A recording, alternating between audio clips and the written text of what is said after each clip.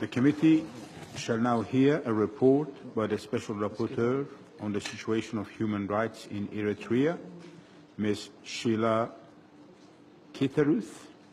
Ms. Kitteruth, you have the floor.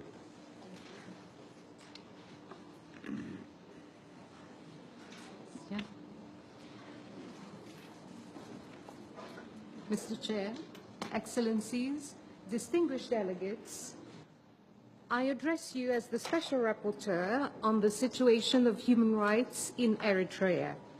I'm honored to do this briefing for you for the 6th time, and it's my final briefing, in fact, in this capacity. The Human Rights Council extended the mandate for another year in Resolution 3815, adopted without a vote on the 6th of July 2018. I reached the end of my term of service on the 31st of October in just a few days. My successor has already been nominated and will start on the 1st of November. I wish her well in her upcoming role. First, allow me to congratulate the leaders of Eritrea and Ethiopia for signing a joint declaration of peace and friendship on the 9th of July 2018. The declaration has been reaffirmed on several occasions since then. Such an accomplishment raises expectations that the end of the no war, no peace stalemate will also impact positively on Eritrea's internal human rights situation. Secondly, Eritrea successfully campaigned to be elected as a member of the Human Rights Council for 2019 to 2021. It thus recognizes this institution's importance as the premier human rights body on the world stage. Such an achievement comes with weighty responsibilities. I would like to start with an update on the human rights violations I have documented since I addressed this committee in October 2017. However, the overall legal and institutional context remains unchanged. As a reminder, Eritrea still has no constitution, no independent judiciary or independent bar, no legislative assembly where laws are discussed, enacted, and questions of national importance debated, no institutionalized checks and balances protecting citizens from excessive exercise of state power, no free press, no space for people to express their views, no avenue for Eritrean citizens to voice their opinions on matters of grave importance. In short, the environment remains compounded by non-respect for rule of law and continuity in the existence of weak institutions with no signs that these are being addressed. Patterns of human rights violations amply documented in my reports and those of the Commission of Inquiry on Human Rights in Eritrea persist.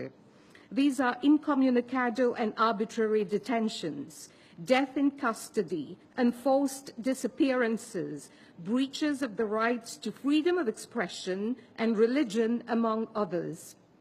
According to reliable sources, on 17th of September 2018, Eritrea's former Minister of Finance was picked up forcefully on the streets of Asmara.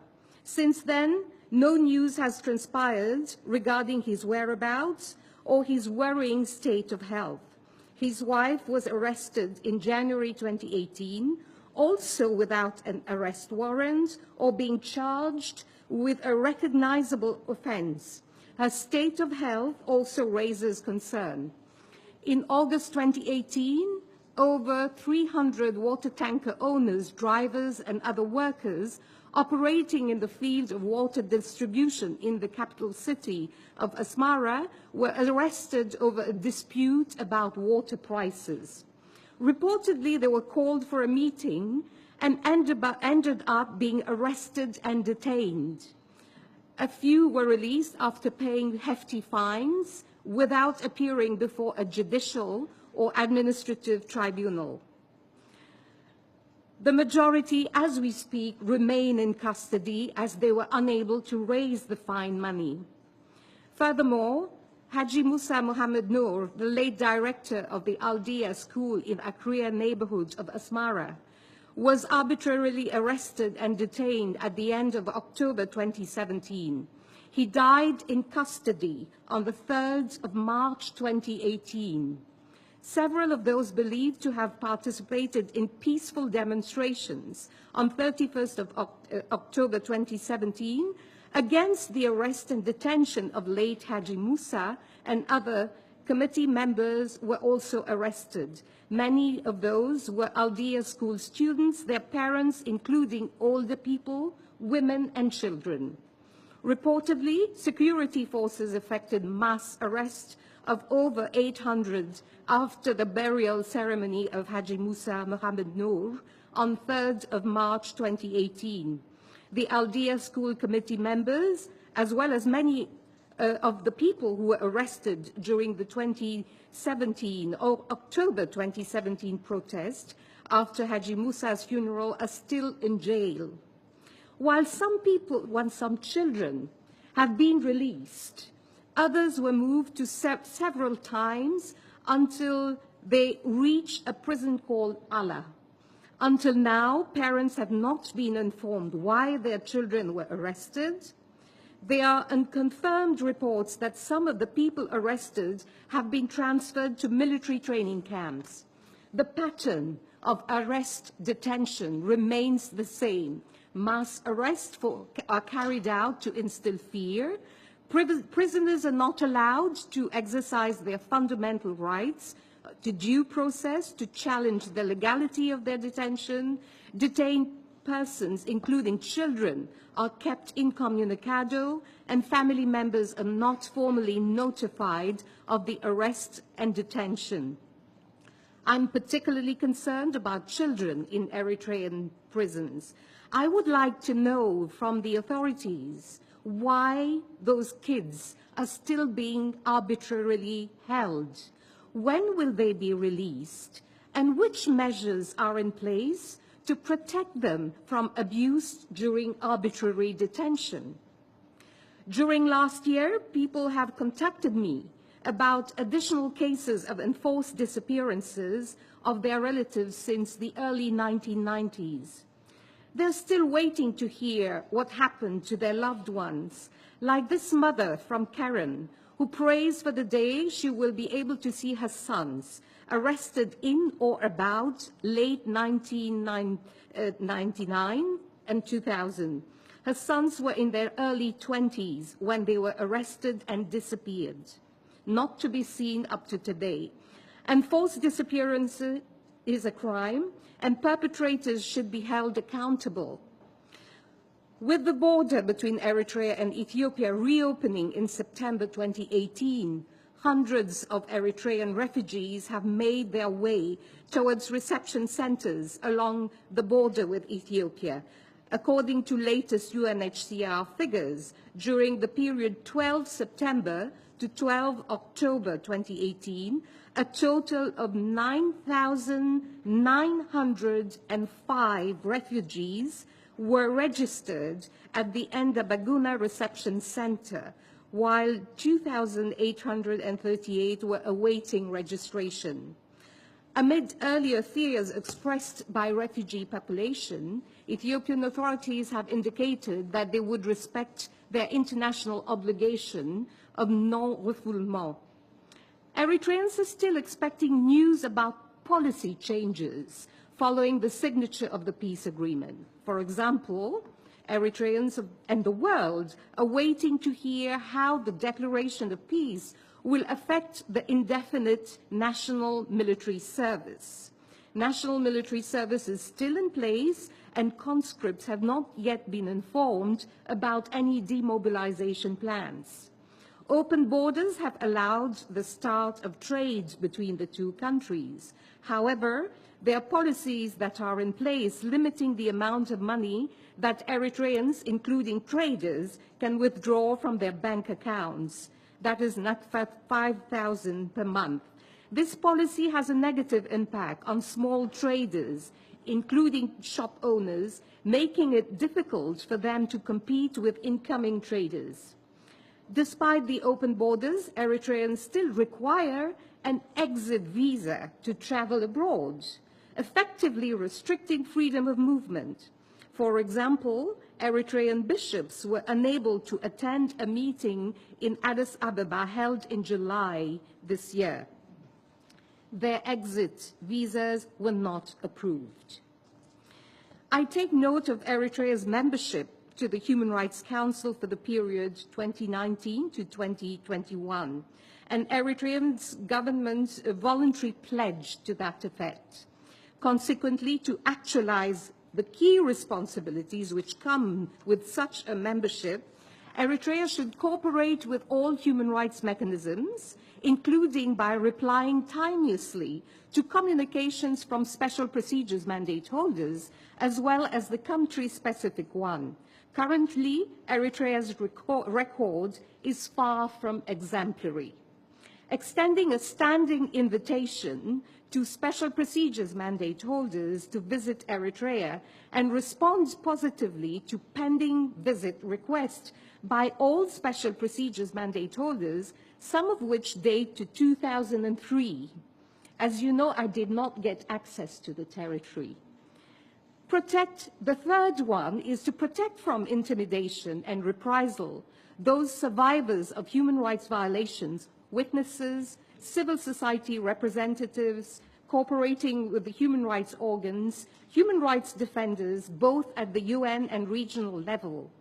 Putting it succinctly, Eritrea has an obligation to protect those cooperating with human rights entities, including the Human Rights Council, and not to be the source of intimidation.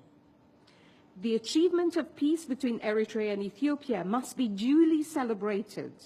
While it is yet to be translated into actual improvements of Eritrea's human rights situation, peace should be viewed as having the potential of ushering in a new beginning for the enjoyment of all human rights by all Eritreans. Put briefly, bring human rights at the very heart of peace, because progress in external relations must be reflected internally by bringing human rights home.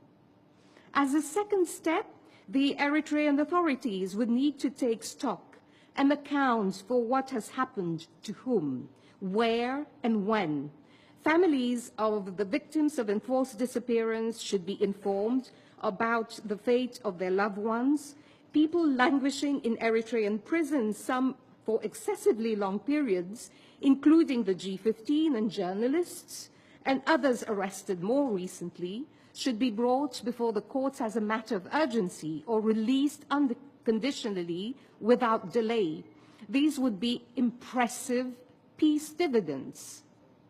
Justice and accountability are twin pillars reinforcing each other, on which peace can be built, strengthened, and security achieved. The impunity enjoyed by perpetrators of crimes against humanity and human rights violations remained an unrelenting challenge to be addressed through effective measures, the more so at this particular moment in time for lasting and sustainable peace. I would like to stop here, Mr. Chair, and I'm very happy to respond to any questions or bring in any clarification. Thank you. I thank the Special Rapporteur on the situation of human rights in Eritrea for her statement, and I now open the floor for any comments and questions to her. I first give the floor to Germany.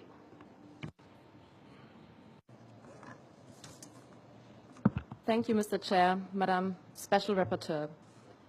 Germany aligns itself with a statement to be delivered on behalf of the European Union. We would like to thank the Special Rapporteur on the situation of human rights in Eritrea for engaging with the Third Committee and want to reiterate our appreciation for your work and the work of the Commission of Inquiry. Allow us to underline that your mandate continues to enjoy our full support.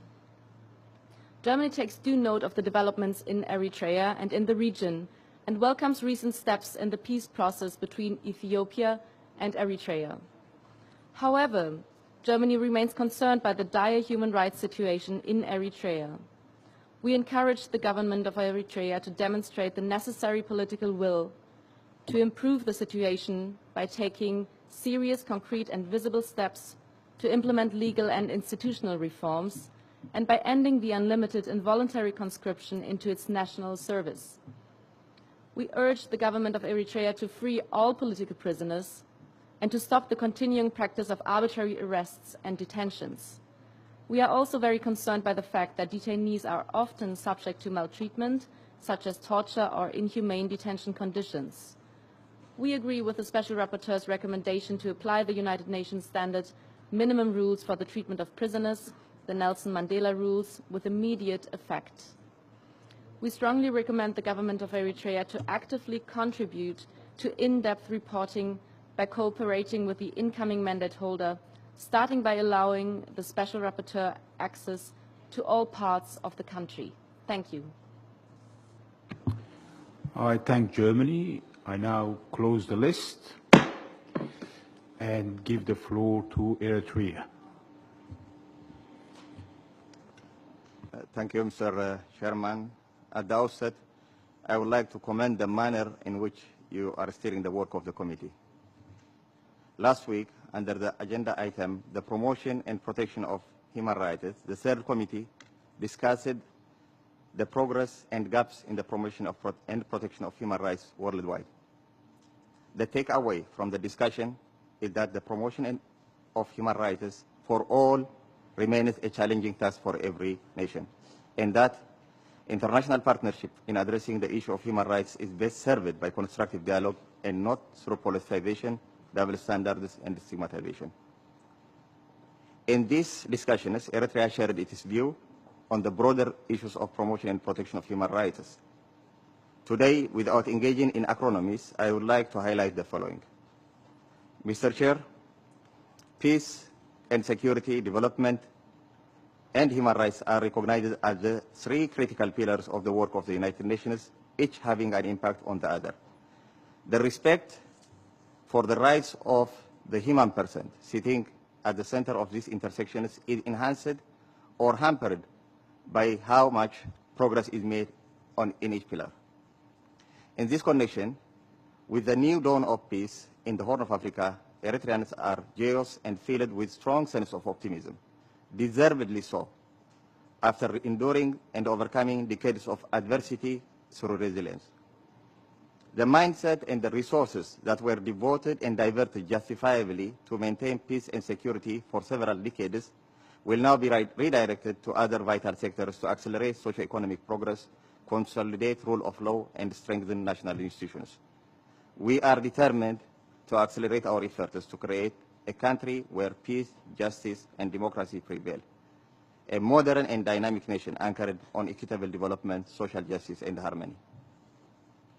Mr. Chair, the leaders of the region are joining hands in redoubling their efforts to develop a shared vision and strategy to make up for the lost opportunities.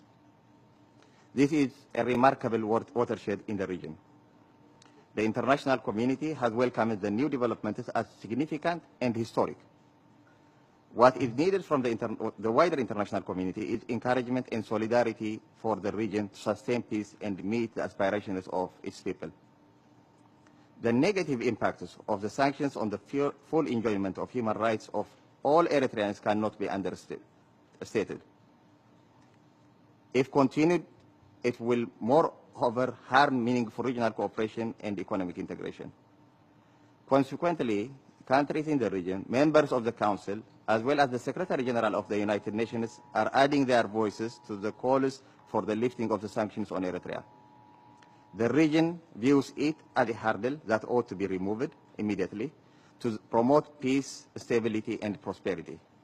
In this regard, my delegation wishes to take this opportunity to once again call on the international community and the Security Council to bring an end to unjustified sanctions, demonstrating to the people of the Horn that it is ready to accompany them on their road to progress. Mr. Chair, The UPR is the best tool to address human rights in all countries in a constructive manner.